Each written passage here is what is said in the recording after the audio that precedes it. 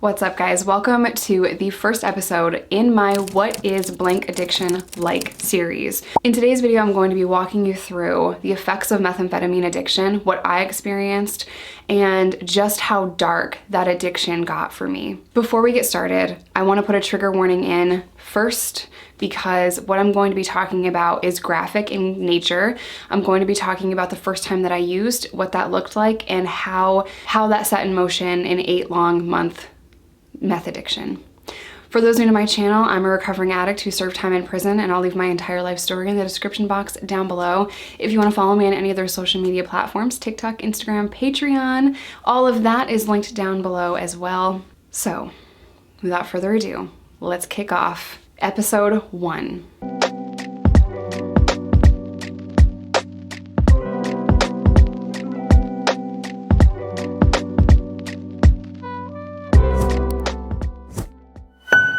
I battled addiction for a very long time.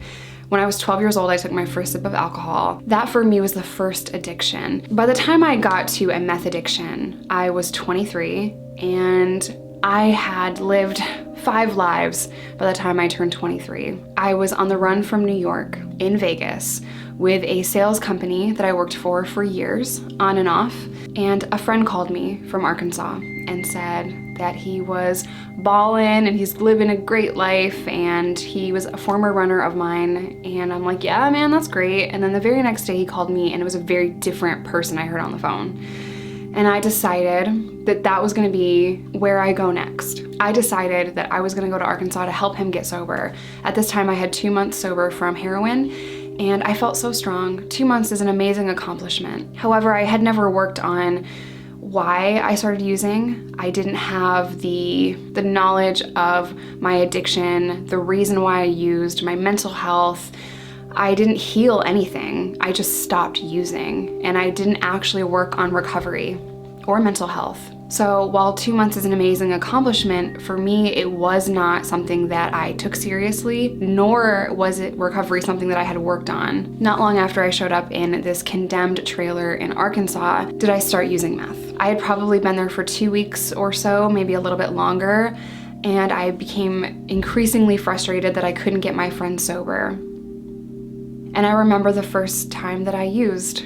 I bought dope from his dealer. His dealer had came to the trailer looking for him and he wasn't there, and I gave this guy $50 and he gave me a teener. He gave me $150 worth for 50, and I didn't know that was a score. I didn't know that was a good deal. I was just like, cool, that's what $50 gets you? Right on. I walked into the bathroom of this trailer. It was a very gross bathroom. There was clothes all over the place. The sink was yellow. There was cigarette burns in the sink for whatever reason. There was a hole in the floor of this bathroom. You could see the ground almost. And I set everything up to use intravenously the same way that I did when I used H. I put 20 cc's of water down and I put a rock into a spoon and I crushed it up the same way that I had always done before. Only this time, it double backed. Now, for those that don't know, that means I put 20 cc's of water in and got 40 cc's of liquid. That means that this is very strong. I did not know that at the time. At the time, I'm like, this is so weird. This is so thick. Why is it like this? And I had no understanding of what it was. I had never used methamphetamine intravenously or ever at all before. I remember thinking this is never gonna go in my arm. This is way too thick. So I squirted some out and put more water in. And now at this point I had about 30 cc's. And I sat down on the toilet. I pumped my arm and my veins were so healthy at that time because I had 2 months sober. I put the needle in my arm and it was just smooth as butter. I pushed it into my arm, took it out, immediately wanted to clean the blood off of my arm, and I immediately wanted to clean up the mess that I had made so that no one knew that I was using. Because I'm here to get you sober. I'm not here to use. I'm here to get you help. I'm here to help you was my idea and my mindset of being in Arkansas in the first place. I went to stand up and I fell and I hit the ground and I hit it hard. I couldn't see. My vision went completely blurry. I couldn't hear. I had wah-wahs and it was just loud and it was intense, and I remember trying to call out for help even though no one was there, and I'm like, help me, help me. In my head, I'm dying. In my head, I am overdosing. I've been here before, I've overdosed before, and I'm scared, and I feel like I'm gonna die. And I remember thinking, I'm gonna die alone in this bathroom, in this trailer in Arkansas. No one's even gonna know that I was here. I'm on the run. My mom doesn't know where I am. I start to panic. I'm hyperventilating. I'm terrified. And then out of nowhere, in the middle of my panic, my heart's pounding out of my chest. I can't see, I can't hear, I can't yell out for help. In the middle of all of that, a calmness comes over me. And that calmness, that voice that I had heard in my head said, take a deep breath, calm down. And I was just able to tell myself, calm down. And I took several deep breaths over and over and over again until I wasn't hyperventilating. I calmed myself down as much as I could, and very slowly, my vision was no longer blurry. The wah-wahs went away, and I stood up, and that was it. From that moment on, I chased that feeling. Once I realized that I wasn't going to die, and once I realized, wow, this is a great high, I didn't care about anything else. I chased that every single day. The first few weeks of my meth addiction, I wasn't eating at all. I wasn't sleeping. I was barely drinking water. And I was running around Arkansas, Fort Smith, Arkansas. And it was 107 degrees all the time. And I was pouring in sweat. I'd have to take 2-3 showers a day because I was so hot. I would carry around baby powder to put in my hair because my hair was just sweating so much. Not only was I under the influence of a very intense upper, but I was also running all around, not drinking water, pouring in sweat all the time. There were very severe moments of hallucinations. I was in that same condemned trailer, getting paranoid over everything. A friend of mine from New York was trying to get in contact with me. He was struggling with his addiction, and he's like, Jess, where are you? Please just tell me where you are. And I wouldn't tell him anything. Wouldn't tell him anything about me, where I was, didn't want to talk to him, and I yelled at him for trying to get in contact with me because I was paranoid. And I didn't want anyone messaging me on Facebook, and I ultimately deleted the Facebook because I was so scared and so nervous being on the run. And the thing about methamphetamine is it makes you very paranoid, and I was very paranoid. That friend later passed away. About 5 months later, he was in a car accident while under the influence and passed away. And the last thing I said to him was stop trying to contact me. The hallucinations got pretty bad. I was alone in that trailer, and I heard Spanish voices outside of the trailer, and I was unable to differentiate between reality and paranoia and meth psychosis.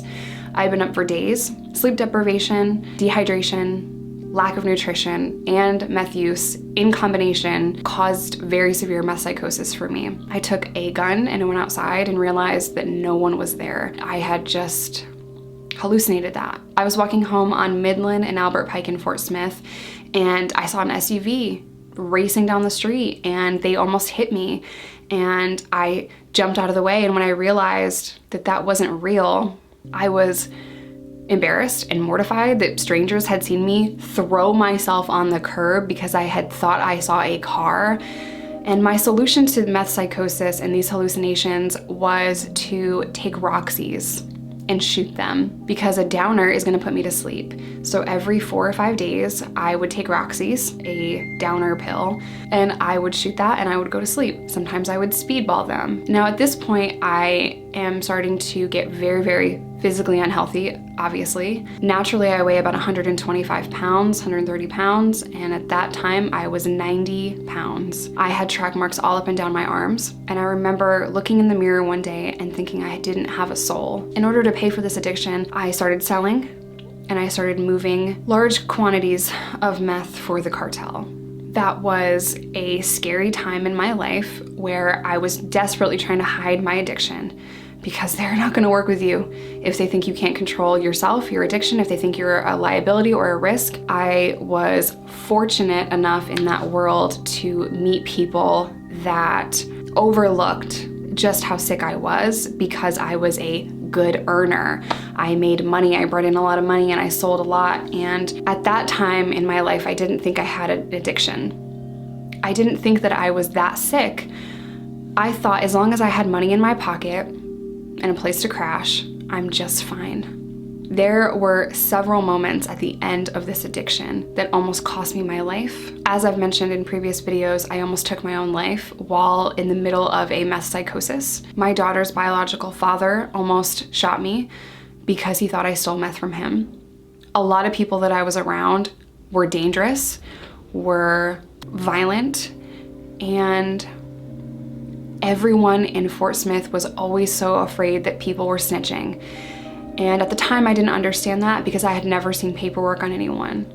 But at the end of the day, after going to prison and after having a bunch of people rat me out or snitch on me, I realized how common it was to be snitched on in that world in Arkansas. I had strangers in my motion of discovery, people I had never met before in my life, told them that I sold them drugs. Now, most people that I have talked to in my life that were snitched on are very angry about that. They tried to bury me, but they didn't realize that I was a seed. And burying me was the best thing that could have happened. Taking me out of that world saved my life. In the height of that addiction, I was shooting up 12 to 15 times a day. Now, these were not large shots, but they were just to get a rush, 12 to 15 times a day. I was addicted to every single component of intravenous drug use, from mixing it up to crushing up rocks and stirring it up and putting it in my arm. Every facet of that I was addicted to. I wasn't just addicted to the rush, but I was addicted to the process. I was addicted to money. I was addicted to control and the power that I felt as though I was given in that world. As long as I make money, everything's fine. At the time of my arrest, I was so broken and I was so skinny and sick, and I felt as though I had already died. I remember wanting to quit selling. I remember multiple times wanting to leave Arkansas to go back to New York, turn myself in, get that over with, fight that case, which at the time was conspiracy to commit armed robbery, grand larceny, false written statement, and false police report. Those charges were dropped for lack of evidence. The state of New York didn't have enough evidence to prosecute or extradite me after I was locked up in Arkansas, but I didn't know that when I was in the meth world. I thought I needed to go turn myself in, which I have never been able to do. But in doing so, I would get out of Arkansas and I would stop selling. For me, during the height of that addiction, I felt as though the only way that I would ever be able to get out of it is prison or death. I didn't see long-term recovery in my future. I didn't understand how to be sober. I didn't even have the vocabulary surrounding long-term recovery. Once I was put in jail, I was able to sober up, but that took a long time. Cognitively, I was not okay for a few months. I didn't feel any real emotion. I felt meh for months. Long-term meth exposure damages the transporters and the receptors in your brain. Those neurotransmitters regulates a person's mood. Symptoms of getting off of meth can be irritability, depression, insomnia, rage, pause, post-acute withdrawal symptom, lasts for months. So I didn't have the ability to feel good for months, or even just laugh if something was funny or cry. I just felt meh, just like that. And it was very difficult to rebound from that. It can take anywhere from a year to 18 months for those neurotransmitters to repair in your brain. And not having that knowledge going into jail, which is where I ultimately got sober, I didn't know why I felt like crap. And as I started to research it more and more, I realized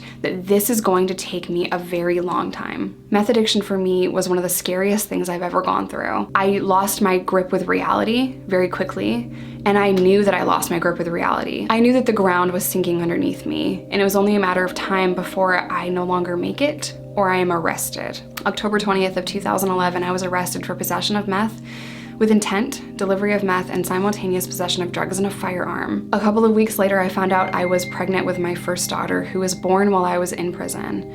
And that is just the beginning of my story. If you've been following me for a long time, you know that that was what got me sober. If getting sober meant I had to love myself, I would have never gotten sober. I needed a purpose personally greater than myself to get sober. And I loved my daughter from the minute I saw her, and she gave me a reason to fight. Now that doesn't mean go have a baby so that you have a purpose, but you have to find your why. Your why will help you get sober. Why do you want to be sober? It takes so much courage, determination, and hard work to stay in long-term recovery. You have to fight. You have to chase sobriety just like you chased active addiction. I really hope you guys enjoyed this video. I hope it gave you a deeper insight on my addiction, and episode 2 of what addiction is like will come out very soon. As always, I love you guys. Stay safe, stay sober, whatever that looks like to you, because there is no wrong way to recover. And I will see you in my next one.